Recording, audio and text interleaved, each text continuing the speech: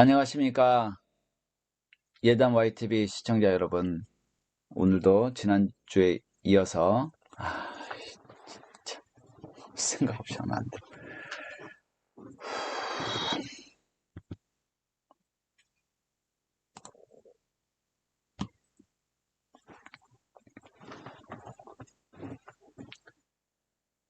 안녕하십니까. 예담 YTV 시청자 여러분 반갑습니다. 또한 전국에 계신 한국요양선교회 동역자 여러분, 그리고 요양원에 계신 우리 어르신들 반갑습니다. 그리고 오늘도 역시 방주교회와 함께합니다. 오늘은 지난 시간에 이어서 산상수훈 두 번째 시간, 그리스도인의 성품이라는 주제로 살펴보도록 하겠습니다. 지난 시간에 살펴본 것처럼 예수님 시대와 지금의 시대는 똑같다. 그래서 예수님께서는 산상수훈을 통해 우리에게 말씀해 주고 계십니다. 뭐라고요? 세상에 순응하지 말고 세상에 대항하라. 세상에 대안을 제시하라. 세상에 대안을 제시하라. 순응하지 말고 세상에 대항하라. 너희는 다르다. 다르게 살아야 된다. 라고 말씀을 하고 계십니다. 그것을 이 산상수훈 내내 말씀해 주고 계십니다. 그 첫 번째 산상수훈의 이 주제 첫 번째 그리스도의 성품에 대해서 살펴볼 텐데요. 산상수훈의 주제는 9가지로 되어 있습니다. 성품, 선한 영향력, 의, 종교 행위, 기도, 야망, 관계, 선택, 그 다음에 순종, 이렇게 되어 있는데 오늘은 성품에 대해서 살펴보도록 하겠습니다. 그 전에 산상수훈이 기록되어 있는 그 부분은 마태복음 5장부터 7장까지 기록이 되었는데요. 우리가 잘 알고 있는 팔복은 3절부터 시작됩니다. 1절, 2절을 그냥 건너뛸 수 없죠. 한번 보도록 하겠습니다. 예수께서 무리를 보시고 산에 올라, 어디에 올라요? 산에 올라 앉으시니 제자들이 나온지라, 이렇게 되어 있습니다. 그러면 예수님께서는 왜 산에 오르셨을까요? 자, 예수님께서 산에 올라가신 목적은 수많은 물이 갈릴리, 데가볼리, 예루살렘, 유대, 요단강 건너편까지 이 다른 나라에서까지 어떻게 해요? 예수님께 몰려왔다는 것이에요. 이것은 뭐냐면 공생애를 시작하고 이것이 뭐 바로 된 것이 아니라고 제가 말씀드렸죠. 하자마자 이런 설교를 한 것이 아니라 적게는 수개월, 한 6개월, 많게는 1년 가까이 되면서 예수님의 기적과 이사와 그 능력을 보면서 인기가 점점 많아지고 있는 그런 시점에 예수님께서 이 산상수훈을 하셨다는 것입니다. 그리고 이 세 번째로는요, 왜 산에 오르셨는가 하면 조용히 기도하기 위해서. 사람들이 너무나도 많이 24시간 제자들과 함께 있죠. 사람들은 찾아오죠. 그래서 예수님은 어떻게 해요? 기도할 시간도 없었고, 성경에 보면 식사할 겨를도 없이 제자들을 고쳐주고 그들에게 말씀해 주시고 위로해 주시고 상담해 주시고 기도해 주셨습니다. 그래서 예수님은 그 가운데서도 조용히 기도하기 위해서 또 산에 오르셨고요. 또 가장 중요한 제자들을 집중적으로 가르치기 위해서 산에 올랐습니다. 오늘 이 말씀을 보십시오. 산상수훈은요, 여기 나와 있는 것처럼 제자들한테 말씀해 주신 설교입니다. 초보자나 불신자한테 얘기해 주는 것이 아니라 제자들, 이미 믿기로 작정하고 예수님을 따르는 그 제자들한테 예수님께서 말씀해 주고 계십니다. 어떻게 해요? 너희는 세상과 다른 삶을 살아야 된다. 너희는 세상과 틀리다. 똑같은 삶을 살아가선 안 된다. 이 말씀을 시작하도록 하겠습니다. 자, 팔복. 우리는 산상수훈 하면 팔복만 알고 있습니다. 근데 이 팔복도 제대로 알고 있을까요? 한번 물어보겠습니다. 첫 번째, 뭐예요? 네, 말씀하셨죠? 심령이 가난한 자는 복이 있나니 천국이 저희 것이며, 심령이 가난한 자. 그 다음에 두 번째 복은 뭘까요? 네, 말씀하셨을 겁니다. 애통하는 자는 복이 있나니 그들이 위로를 받을 것이며. 자, 세 번째 복이요. 네, 온유한 자. 온유한 자는 복이 있나니 그들이 땅을 기업으로 받을 것이며. 네 번째는요. 의에 줄이고 목마른 자. 다들 말씀하고 계시죠? 네. 그 다음에요. 5번째, 긍휼히 여기는 자는 복이 있나니 그들이 긍휼히 여김을 받을 것이며. 자, 6번째요. 어떻게 되십니까? 말씀해 보십시오. 마음이 청결한 자는 복이 있나니 그들이 하나님을 볼 것이며. 자, 그 다음은요. 화평케 하는 자는 복이 있나니 그들이 하나님의 아들이라 일컬음을 받을 것이며. 그 다음에요. 의를 위하여 박해를 받는 자. 자, 이렇게 해서 8가지 복인데요. 사실은 이것은요. 말씀해주고 있는 이것은요. 어떤 특정한 사람이 아니라 제자라면 다 따라야 될 것이고, 그 다음에 여기서 나와주고 있는 이것이 복이라고 하는 이런 것들은요. 세상에서 말하고 있는 복하고는 틀린 부분이에요. 자, 하나씩 살펴보도록 하겠습니다. 먼저 심령이 가난한 자는 복이 있나니 천국이 저희의 것입니다. 이렇게 말해주고 있는데, 심령이 가난에 초점을 둬서 사람들은 이렇게 얘기합니다. 아, 그럼 내가 가난하게 살면 복이 있겠구나, 이렇게 얘기합니다. 그래서 그런데요, 우리가 하나 알아야 될 것은 정말 가난하면 허리가 저절로 숙여집니다. 그쵸? 조금이라도 내가 기댈 곳이 있고 조금이라도 뭔가 내세울 곳이 있다 그러면 그냥 어떤 사람의 도움도 그냥 뭐 대수롭게 여기지 않아요. 하지만 정말 가난하면 그냥 저절로 어떤 사람이 조금만 도움이 돼도 저절로 허리가 숙여지게 됩니다. 그러나 여기서 가난한 것은요, 물질적인 가난이 아니에요. 왜요? 여기 심령이라는 말이 있잖아요. 이것은 영적으로 가난해야 된다라고 지금 얘기를 해주고 있는 거예요. 물질적 가난이 아니라 영적으로 가난해야 된다. 지금 이 말씀을 해주고 있다는 것입니다. 물질에 대해서는 청지기 정신으로 살기를 원하십니다. 자, 영적으로 가난하라는 거지 물질적으로 가난하라는 얘기가 아니라는 거예요. 자, 물질은요, 어떻게 해요? 하나님께서는요, 우리한테 복을 주셨어요. 가난하게 살라는 것이 아니라 복되게 살라고 하셨습니다. 어떻게 해요? 창세기 1장 28절에 보면 하나님이 그들에게 복을 주시며 하나님이 그들에게 이르시되 생육하고 번성하여 땅에 충만하라, 땅을 정복하라, 바다의 물고기와 하늘의 새와 땅에 움직이는 모든 생물을 다스리라, 이렇게 말씀해 주고 계시잖아요.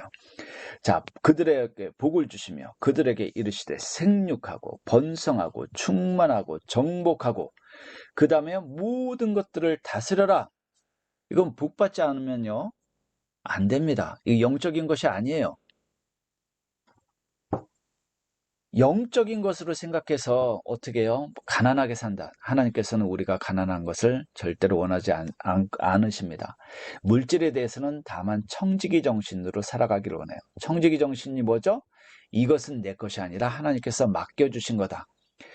이거를 제대로 못 살기 때문에 자기 것이라고 생각하기 때문에 사람들이 이상하게 되고, 뭐 어떤 것을 주어주면요 사람이 변했느니 뭐 했느니 이런 말들을 하게 되는 거예요. 부자가 되고 뭐 이렇게 뭐가 자기 신분이 변화가 되면 어떻게 해요? 청지기 정신으로 살지 않습니다. 청지기 정신으로 살라는 거예요. 여기서 말해주고 있는 것은 심령, 영적으로 가난한 상태를 얘기해주고 있습니다.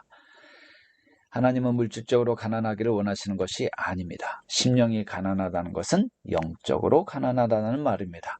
이 말은 스스로 구원할 수 없다. 스스로는 아무것도 할 수 없어서 하나님께서 구원해 주실 것을 기대한다. 하나님을 의지하지 아니하면 우리가 아무것도 할 수 없다. 자신은 아무것도 아니고 하나님의 자비로만 우리가 살아갈 수 있다. 이런 것이 심령이 가난한 상태라는 거예요. 자, 심령이 가난하지 않고 부자라고 생각하면요, 뭐라고요? 누구에게나 의지하지 않습니다. 도움도 청하지 않아요. 즉, 스스로 구원할 능력이 있다라고 생각한다는 거예요. 하나님만을 의지하지도 않아요. 왜? 의지할 것들이 많으니까. 이런 사람들은 심령이 가난하다라고 얘기할 수가 없다는 거예요. 이런 사람들은 뭐를요? 천국이 저희의 것이 아니에요. 왜? 의지할 것이 많으니까 너희는 다른 곳에 살아라. 하나님께서 이렇게 말씀하십니다. 우리는 심령이 가난해야 돼요. 하나님께서 정말로, 아까 정말 가난하면 허리가 저절로 숙여진다고 그랬죠? 그냥 숙여지는 거예요. 감사합니다. 하나님 도와주십시오. 간절하는 거예요. 자, 그 다음에 두 번째, 애통하는 자는 복이 있느니 그들이 위로를 받을 것이며. 여기서 애통이라고 하는 것은요, 그러면 우리 기독교인들은 울어라 이런 소리냐? 또 그런 건 아니에요. 자, 한번 보세요. 역설적으로 애통하는 자는 다른 말로 이렇게 얘기할 수 있습니다. 불행한 사람은 행복하다. 무슨 말이냐면 애통하는 사람은 불행하죠. 근데 위로를 받으니까 어떻게 돼요? 행복하다. 이렇게 얘기할 수 있어요. 하지만 이것도 아니라는 거예요. 자, 보겠습니다. 맞기도 하고 아니기도 합니다. 이것은 어떤 고통이 아니라 뭐라고요? 자기 자신의 죄를 회개하는 고통인 것이에요. 육체적인 고통, 질병, 마음, 그 다음에 경제적, 관계적 이런 것이 아니라 이런 것으로 인한 애통이 아니라 뭐를요? 죄를 회개하는 이 고통이라는 것입니다. 이것을 이름하여 기독교적인 눈물을 흘리는 것이라고 얘기해주고 있어요. 기독교적인 눈물. 기독교는요, 눈물을 흘릴 일이 많지가 않아요. 뭐냐면요, 기독교에서는 모든 것이 다 기쁜 거예요. 만물의 천지의 주인이신 하나님이 나의 아버지시고 성령님이 우리와 함께 하시고 우리가 기도하면 다 들어주겠다고 하시는데 심지어는요, 우리는요, 죽음조차도 초월한 존재가 우리 아닙니까?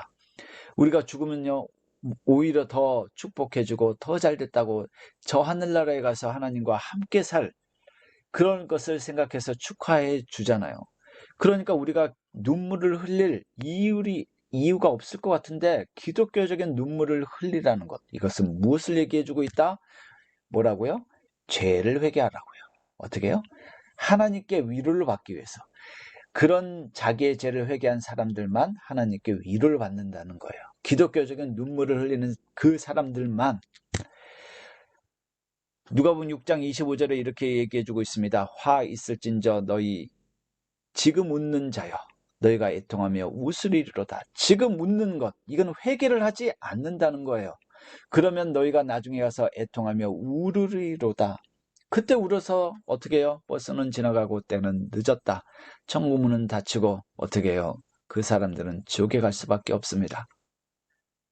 거기서 예수님께서 말씀하셨잖아요. 저 음부에 내려가서 초대하였으나 청함을 받았으나 오지 않은 그 사람들은 저 음부에 내려가서 어떻게 슬피 운다고 그렇게 말씀해주고 계시지 않습니까?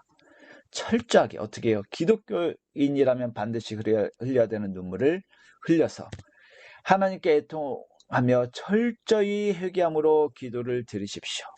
그러면요, 그럴수록 하나님의 위로도 더 클 것입니다. 세 번째입니다. 온유한 자는 복이 있나니 그들이 땅을 기업으로 받을 것이며. 온유한 자, 이건 또 무엇일까요? 다른 사람들에 대한 겸손하고 온순한 태도를 나타낸다. 어떤 사람은 이렇게 얘기했습니다. 다른 사람에 대한 겸손하고 온순한 태도. 자, 이게 무슨 말이냐면요, 이 온유한 자를 이렇게 얘기한 거예요. 이 온유한 자는요, 앞에서 살펴본 애통하는 것보다는 온유한 것이 어떻게 더 어려워요. 그러니까 애통하는 것이 더 쉽다는 거예요. 그도 그럴 것이요. 한번 보세요. 하나님 앞에서 자신을 죄인임을 인정하는 것은 쉽다는 것이죠. 쉽죠. 왜? 하나님인데. 하나님 앞에서 내가 뭘 잘났다고 하겠어요.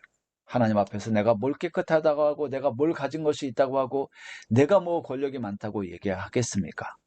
그냥 하나님, 저는 죄인입니다. 저를 도와주십시오. 이렇게는 쉽다는 거예요. 그러나 이 온유하다는 것은요, 뭐냐면요, 다른 사람이 당신을 가리키며 죄인이야, 이렇게 했을 때 뭐라고요? 이것을 인정하고 허용하는 것이 쉽냐는 말입니다. 어려워요. 그런 말을 들으면 우리는 붕괴하고 화를 냅니다. 뭐라고? 특이한 경우, 특이한 케이스 말고는요, 보통 거의 대다수는요, 당신 죄인이야, 당신 바보야, 당신이 잘못했어, 당신이 틀려, 이렇게 얘기하면요, 어떻게 해요? 뭐라고 붕괴하고 화를 내는 것이 일반적인 사람이에요. 다른 사람이 나를 정죄하는 것보다 우리 사람들은 내가 나를 정죄하는 것을 더 좋아합니다. 자, 다른 예를 한번 들어볼까요? 자식을 둔 부모 입장에서 한번 생각을 해보십시오. 어떤 이웃집 아저씨가, 아줌마가 다른 사람이 여러분의 자녀를 어떻게 해요? 나무라고 욕하고 혼낸다고 생각해 보면 여러분들은 어르신들은 어떤 삶을, 어떤 생각을 갖고 가지시겠습니까? 아, 그래, 맞아. 저놈은, 내 자식은, 내 아들은, 내 딸은 혼나야 마땅하다. 이렇게 생각하실 거예요. 아니죠. 뭐라고요? 그만하라고. 내 자식은 누가 혼낸다고요? 내가 혼낸다고. 다른 사람이, 이와 마찬가지로 다른 사람이 나와 관련된 사람을 뭐라고 하는 것은 용납하지 못해요. 특히 나에 대해서, 본인에 대해서 잘못됐다고 얘기하는 것은 도저히 용납을 하지 못합니다. 자, 이런 것을 뭐라고요? 온유하다라고 얘기를 하고 있어요. 이렇게 용납하고, 네, 저는 죄인입니다. 내가 자복하기 이전에 다른 사람이 얘기하는 그런 것, 자기 자신에 대해서 얘기하는 것도 철저히 낮아질 수 있는 이런 사람들이 온유한 사람들이에요. 세상에서 보면 이 사람들은요, 어떻게 해요? 바보처럼 보일 수 있어요. 그래서 이런 바보 같은 온유한 사람들이 땅을 기업으로 받을 수 있을까요? 땅을 차지할 수 있냐는 얘기예요. 쉽게 얘기해서 다른 얘기로 한다 그러면 복을 받을 수 있고, 그 다음에 이 세상에서 어떻게 해요? 부자가 될 수 있고, 이 세상에서 출세할 수 있고, 이런 얘기입니다. 여기 땅을 기업으로 받을 것이요, 이렇게 되어 있잖아요. 우리는 온유한 이런 사람들은 아무 성과도 얻지 못할 것이라고 생각하는데, 예수님께서 뭐라고요? 우리의 생각과 반대로 말씀하셨습니다. 온유한 자는 땅을 기업으로 받을 것이다. 자, 다른 성경에는 이렇게 기록이 되어 있습니다. 악을 행하는 자들 때문에 불평하지 말며 온유한 자들은 땅을 차지하며 주의 복을 받은 자들은 땅을 차지하고 여호와를 바라고 그의 도를 지키라. 그러면 내가 땅을 차지하게 하실 것이라. 악인이 끊어질 때 내가 똑똑히 보리라. 뭐라고요? 불평하지 말고 온유한 자들은 땅을 차지하고 주의 복을 받은 자들은 땅을 차지하고 여호와를 바라고 그의 도를 지키라. 그러면 내가 땅을 차지하게 될 것이다. 언제요? 악인이 끊어질 때.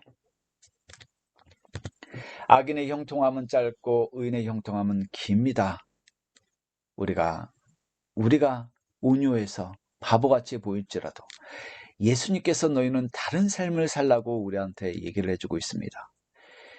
우리는요, 이 세상에서도 땅을 기업으로 받을 것이며 혹시 간혹 가다가 못 받는 사람이 있다고 할지라도 그런 사람은 어떻게 해요? 그리스도와 함께 살고 다스릴 약속의 땅이 있다는 것을 믿으시기 바랍니다. 그것은 이 땅의 삶보다 더 귀중하고 더 좋은 삶입니다. 이것은 예수님께서 다시 오신 그때 새하늘과 새 땅을 말해주고 있습니다. 우리는 온유하고 다른 사람이 뭐라고 할지라도 온유한 사람에 대해서 그들의 땅을 기업으로 받는 저희가 되었으면 좋겠습니다. 자, 네 번째, 의에 줄이고 목마른 자는 복이 있나니 그들이 배부를 것이며. 자, 여기서 의에 한번 주목을 한번 해보겠습니다. 뭐에 줄이고 의에 줄이고 목마른 자. 그럼 의라고 하는 것은 무엇일까요? 이것은 법적으로 하나님과의 올바른 관계를 말해주고 있고요. 그 다음에 도덕적으로 하나님을 기쁘시게 하는 성품과 행동, 언행 이런 것들을 얘기해주고 있습니다. 그러나 성경에서 말해주고 있는 의는 여기서 끝나면 안 된다고 얘기해주고 있다는 거예요. 뭐라고요? 우리 한번 봅시다. 십자가를 예를 들어서 어떤 사람들은 설명을 합니다. 십자가는 어떻게 되어 있습니까? 양옆으로는 손을 뻗어서 양옆으로 되어 있고요. 위아래로 되어 있고.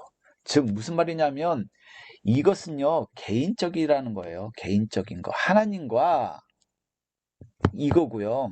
그 다음에 우리는 사회적인 의도 하나님의 자녀이기 때문에 우리는 살아가야 된다는 거예요.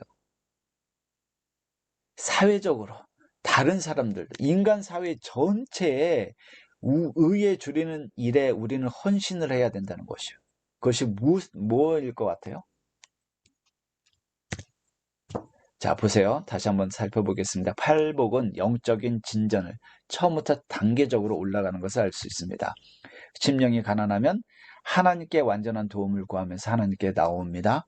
나는 하나님 없으면 못 삽니다. 그렇게 나왔어요. 그리고 애통하는 마음으로 죄 때문에 눈물을 흘리고 회개의 기도를 합니다. 그리고 온유함으로 다른 사람에 대해서 겸손하고 온유하고 어떻게? 이런 것들을 하는 것은요, 다 여기까지는 자기를 위한 거야. 여기에 끝나면 안 돼요. 그래서 여기에 끝적인 진전을 나타내고 있다고 말씀드렸습니다. 심령이 가난해서 하나님께 나왔죠. 그 다음에 애통하는 우리는 타락의 죄 때문에 눈물을 흘렸고, 온유한, 다른 사람에 대해 겸손하고 온유해야 됩니다. 그러나 이런 것들은 어떻게 해요? 뭐라고요? 개인적인 거예요. 개인적인 거. 개인적인 거랍니다. 개인적인 거. 이런 것들은. 여기서 끝이 아니라 반드시 의에 대한 주름으로 나아가야 된다는 것입니다. 어떻게 해요? 먼저 그 나라와 그 의를, 이것은 하나님의 백성의 특징이에요. 그 나라가 이 땅에 실현되기 위해서, 이것이 바로 의에 줄이고 목마르다라고 하는 거예요. 얼마나 갈급하겠습니까? 의에 줄이고 목마른가. 이 의가 어떻게 해요? 하나님의 의가 이 세상에 선포되는 이런 줄이고 목마른 이런 것들을 어떻게 해요? 우리는 그런 삶을 가야 된다는 거예요. 그랬을 때 그들은 배부를 것이다 라고 말씀해주고 있습니다. 자, 5번째, 긍휼히 여기는 자는 복이 있나니 그들이 긍휼히 여김을 받을 것이며. 자, 여기 긍휼을 주목해 보겠습니다. 적어도 세상은 본성에 충실할 때 긍휼을 보이지 않습니다. 왜? 우리는 악하기 때문에. 오히려 뭐를요? 보복을 더 좋아해요. 다른 사람들을 안 됐다, 그냥 불쌍히 여긴 이런 것보다 그냥 괴롭히고, 보복하고, 뭐 이런 것들을 더 세상 사람들은 좋아한다는 것입니다. 어떨 때는 교회도 세속화되었을 때는 긍휼이 없을 때가 있어요. 그럴 때가 많이 있어요. 뭐 도와주고 뭐 이런 것들을 보면은요, 그냥 인간적인 잣대로 귀찮다, 뭐 부족하다, 뭐 이런 것을 보고 하나님께서 그렇게 말씀을 안 하셨음에도 불구하고 세상 사람들과 똑같이 되었을 때 교회도 긍휼이 없음을 나타낼 때가 있다는 것입니다. 자, 제가 질문 하나 하겠습니다. 당신은 제3 긍휼히 여김을 받았습니까? 그러면 뭐라고요? 그럼 다른 사람에게도 긍휼을 베풀어야 합니다. 무슨 말이냐고요? 다시 묻겠습니다. 반대로 다른 사람에게 긍휼을 베풀고 있어요? 그러면 하나님께로부터 긍휼히 여김을 받을 것입니다. 자, 이 관계예요. 긍휼히 여기는 자, 여기는 자, 받는다. 받는 자, 여긴다. 자, 무자비한 종이라는 이 비유를 예수님께서 말씀해 주셨습니다. 10,000달란트, 이것을 임금으로부터 탕감을 받았는데, 긍휼히 여김을 받았는데, 이것을 뭐라고요? 자기 친구한테는 긍휼히 여기지 못했어요. 100데나리온. 10,000달란트에 비하면요, 진짜 보잘것없는 이것에 대한 것도 긍휼히 여기지 않자 어떻게 해요? 그 임금이 긍휼히 여김을 취소하고 없애버리고 다시 감옥에 집어넣고 말았습니다. 우리가 잘 알고 있는 주기도문입니다. 우리가 우리에게 죄 지은 자를 사하여 준 것 같이 우리 죄를 우리가 긍휼히 여기는 것처럼 우리를 어떻게 해요? 긍휼히 여겨달라고 얘기하는 것입니다. 긍휼을 베풀지 않으면 우리도 긍휼을 못 받을 수 있다는 말입니다. 자, 우리는 어떻게 해요? 딱 받은 만큼만. 세상 사람들은 그렇게 얘기합니다. 또는요, 받을 것이 있는 데만, 그래서 줄을 쓰고, 그래서 세상 사람들 쫓아가는 것을 보면요, 참 자기가 뭐 나올 것 있는 사람들한테는 막 줄을 쓰고 잘하는 사람 있죠. 어떤 사람이 조금 뭐가 많다 그러면 그 사람 앞에 가서 그렇게 아부를 떨고 이런 사람들, 하나님은 그렇게 말씀해 주고 있지 않습니다. 있건 없건 간에 똑같은 사람이고, 오히려 어떻게 긍휼을 베풀어야 될 사람들이 있다는 것입니다. 6번째, 마음이 청결한 자는 복이 있나니 그들이 하나님을 볼 것이며. 마음 청결 보겠습니다. 마음이 청결하다는 것은 의식적, 도덕적으로 더럽힘으로부터 깨끗하다는 그런 상태입니다. 예수님은요, 바리새인의 외적, 의식적 청결함을 강조하는 것을 책망하셨어요. 그러면서 이렇게 말씀하셨습니다. 겉은 깨끗하나 너희 속에는 탐욕과 악독이 가득하도다. 회칠한 무덤 같으니 겉으로는 아름답게 보이나 그 안에는 죽은 사람의 뼈와 모든 더러운 것이 가득하다. 겉만 아름답다는 거죠. 뭐라고요? 겉만. 얘도요, 겉이 아니라 속입니다. 속. 마음은 겉모습이 아니라 이 속 속을 우리가 관리하고 해야 되는데 속은 관리 안 하고 외식적으로만 어떻게 겉은 깨끗하나 어떻게 해요? 여기서 회칠한 무덤, 이것은 무덤에다 회를 칠해서 이 무덤을 이제 새롭게 했다고 그래요. 이 겉으로는 아름답게 보이나 중요한 것은 속인데 겉만 이렇게 하는 거예요. 그래서 마음은 어떤 상태로 둔다고요? 청결한 상태가 아니라요, 탐욕과 악독으로 두고 그 안에는 죽은 사람의 뼈와 모든 더러운 것으로 이 마음을 채우고 있으니까 어떻게 하나님을 볼 수가 없죠. 하나님은 어떤 하나님이십니까? 완전하신 하나님, 죄가 없으신 하나님, 이런 하나님이 여기에 들어갈 수가 없는 거예요. 창세기 17장 1절 하나님이 아브라함을 부르며 말씀하십니다. 너는 내 앞에서 행하여 완전하라. 신명기 18장에 보면 율법을 주시면서 여러 가지 계명을 말씀하시면서 하나님께서 이스라엘 백성에게 말씀하십니다. 너는 내 앞에서 행하여 완전하라.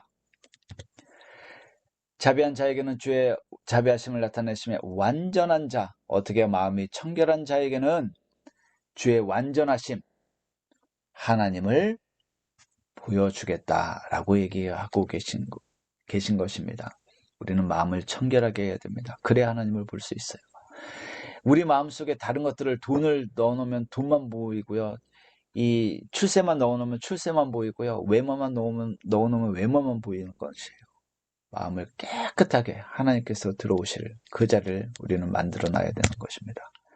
공적이든 사적이든 진실하고 모든 삶이 순수하며 투명한 것, 이것이 마음이 청결한 그런 상태인 것입니다. 자, 7번째, 화평케 하는 자는 복이 있나니 그들이 하나님의 아들이라 일컬음을 받을 것이요. 이건 너무나도 분명합니다. 화평케 하는 자, 화평, 평화 이거잖아요. 자, 이 화평케는 예수님께서 이 땅에 오신 목적과 하신 일을 생각하면 쉽게 알 수 있습니다. 예수님은 하나님과 우리의 관계를 어떻게 해요? 회복시키시고 화평시키시고 화목하게 하시려고 우리 이 땅에 오신 예수님이십니다. 그리고 또한 예수님은 이 둘, 유대와 이방인, 이 사람들은요, 원수지간이에요. 하나님과 우리의 이 관계뿐만 아니라 세상 사람들과의 관계도 화목하게 하기 위해서 자기 안에서 세 사람을 지어 화평하게 하시는 것이라고 얘기해주고 있습니다. 이것을 우리가 해야 된다는 거예요. 예수님처럼 예수님께서 오신 목적을 우리는 그 길로 따라가야 된다고 말씀해주고 있습니다. 이처럼 모든 것들이 예수님께서 오신 이유는 화평하기 위해서 오신 것입니다. 우리가 예수님을 따라 화평과 화목하게 하는 일을 행한다면 하나님의 아들이라 일컬음을 받는 것은 당연합니다. 왜? 우리는 예수님으로 말미암아 어떻게 해요? 하나님의 아들이라고 칭하는 양자가 되었습니다. 칭의를 얻어서 양자가 되었잖아요. 그러니까 하나님의 아들이라 일컬음을 받는 것이죠. 마지막 8번째, 의를 위하여 박해를 받는 자는 복이 있나니 천국이 그들의 것임이라. 여기서요, 아까 얘기를 했습니다. 하나님을 전하는, 하나님을 따라가는 등등 얘기했습니다. 근데 이제 박해받는 여기에 대해서 좀 짚고 넘어가는데요. 박해를 오해하는 사람들이 있어요. 박해를 받았다, 이것은 오직 복음 전파와 관련된 것만, 복음 전파와 관련되어서 어려움을 당한 것, 이런 것들만 얘기해주고 있어요. 그럼 어떤 사람들은요, 그냥 교회 신앙생활 하다가 자기 잘못으로, 자기가 좀 어떻게 우연히 이런 등등의 것들로 인해서 자기 잘못으로 어려움에 처한 것은 박해가 아닙니다. 복음을 증거하다가 우리가 어려움에 처한 것들, 이런 것들이 박해예요. 그냥 이거 핍박이라고 생각하고 박해라고 생각하면 안 돼요. 예수님 우리를 박해를 받을 때 어떻게 반응하기를 기대할까요? 불신자처럼 부복해서도 안 되며 어린아이처럼 부르퉁해서도 안 되고 또 개처럼 자기 연면에 빠져서 상처를 핥아서도 안 되고 금욕주의자처럼 그저 씩 웃고는 참고 견뎌서도 안 되고 더구나 자기 학대에 빠진 사람처럼 그것을 즐기는 척해서도 더욱 안 됩니다. 그럼 우리는 어떻게 해야 될까요? 말씀해 보세요. 12절에 기뻐하고 즐거워하라. 기뻐하고 즐거워하라. 왜? 이건 답을 해야죠. 12절은 몰라도 이건 답을 해야죠. 나와 있잖아요. 뭐라고요?